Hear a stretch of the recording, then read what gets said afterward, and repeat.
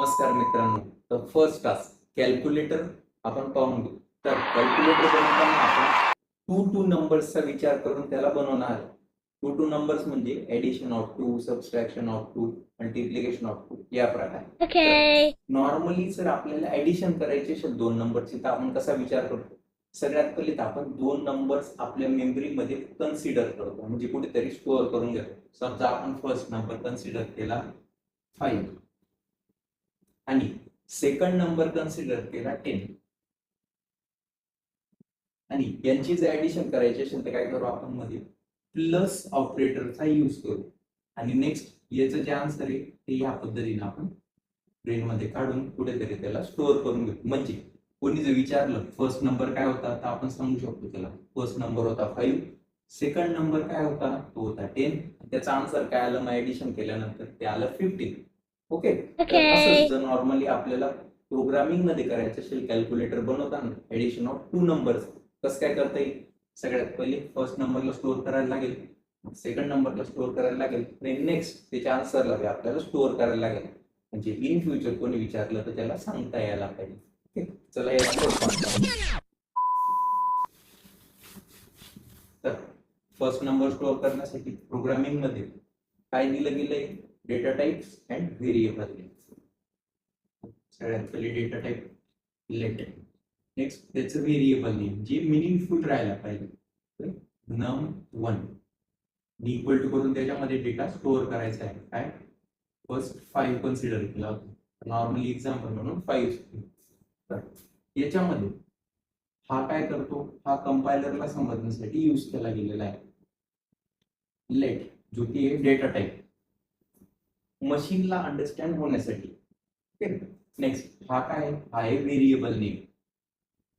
Variable name जो ह्युमनला समजण्यासाठी म्हणजे आपल्याला समजण्यासाठी हा डेटा आहे. हा काय आहे? Semi colon. सेमी कोलन ज्याच्याने समजते ती लाईन इथं एंड झालेली, लाईन संपली. नेक्स्ट हा काय आहे? Equal to operator. ओके. याला प्रोग्रामिंग मध्ये असाइनमेंट ऑपरेटर असं म्हणतो. Assignment operator. ओके. आणि हा असाइनमेंट ऑपरेटर काय करतो? सिंपली राईट साइडची व्हॅल्यू लेफ्ट साइडला स्टोअर करायचं काम करतो. म्हणजे जी पण व्हॅल्यू आपण याच्या राईट साइडला लिहितो तो काय करतो? तिला तिच्या लेफ्ट साइडला म्हणजे व्हेरिएबल मध्ये तिला स्टोअर करून देतो या पद्धतीने. तर अशा प्रकारे याला बी आपण समजून घेतलं. तर फर्स्ट नंबर कसा स्टोअर होतो? सगळ्यात पहिले लेट एक डेटा टाइप कन्सिडर करायला लागतो ज्याच्याने मशीनला समजेल, कंपायलर तो मशीन कोड मध्ये त्याला कन्वर्ट करतो कारण की मशीनला समजण्यासाठी. नेक्स्ट व्हेरिएबल नेम आपल्याला समजण्यासाठी, इन फ्युचर चेंज करायची व्हॅल्यू. तर नेक्स्ट इक्वल टू का बरं? कारण की आपल्याला त्या व्हेरिएबल मध्ये डेटा स्टोअर करायचा आहे. बी इक्वल टू ऑपरेटर काय करतो? राईट साइडची व्हॅल्यू लेफ्ट साइडला स्टोअर करून ठेवतो. तर नेक्स्ट त्याच्यामध्ये काहीतरी व्हॅल्यू ज्याच्याने आपण स्टोअर करू शकतो. त्या पद्धतीने फर्स्ट नंबर आपण घेतला. सेकंड नंबर लेट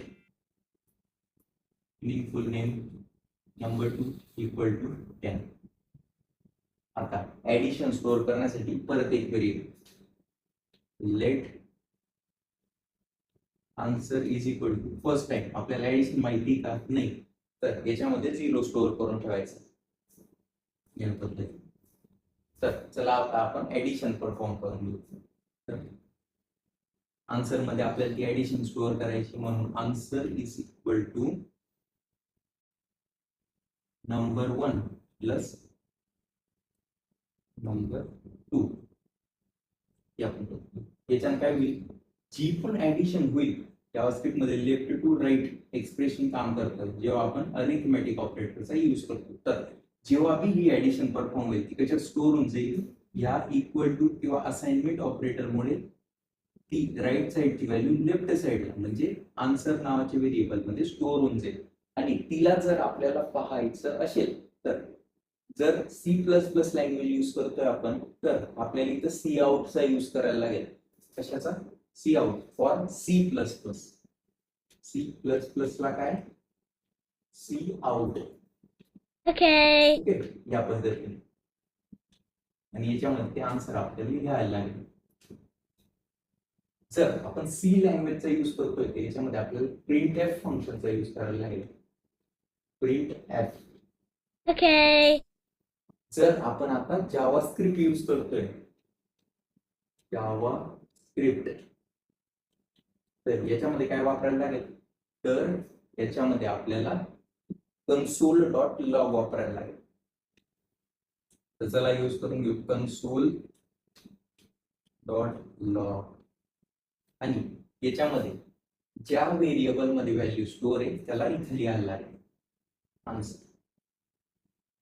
याच्याने काय होईल मग, सिंपली जेव्हा हा code line by line execute होत होती सिंक्रोनस वे मध्ये from top to bottom, scripting language असल्यामुळे, तर इथं काय होईल, सिंपली जेव्हा तो कन्सोल लॉग पाहिजे तेव्हा तो इथं आन्सर नावाचं व्हेरिएबल पाहिजे या कन्सोल लॉग मध्ये, ज्याच्याने त्याला समजेल की आन्सर घ्यायला कुठे जायचंय, या व्हेरिएबलचा होतो. मग तो इथं जाईल, इथं त्याला आन्सर काय भेटेल, जे ऍडिशन म्हणून स्टोअर झालेलं असेल.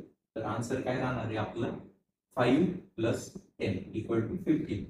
तो 15 असा आन्सर कन्सोलवर प्रिंट करून देईल.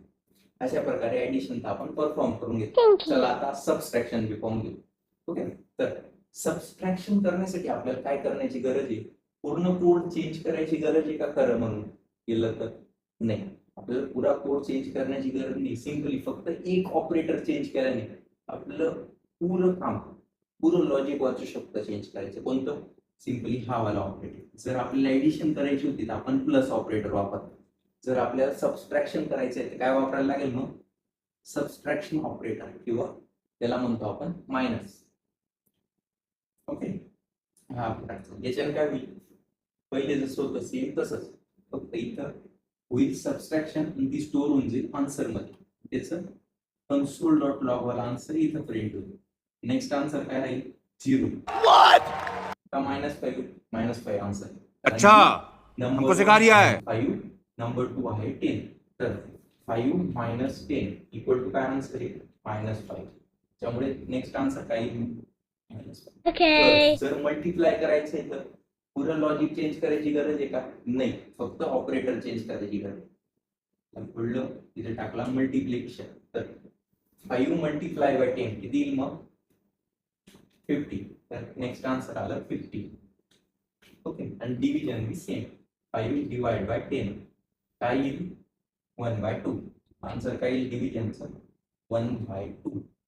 अशा पद्धतीने आपण एकच लॉजिकला रियूज करून, त्याला रियुजेबिलिटी म्हणतात, एकच लॉजिकला रियूज करून घेतला आपण, सिंपली छोटासा पार्ट चेंज करून. Okay.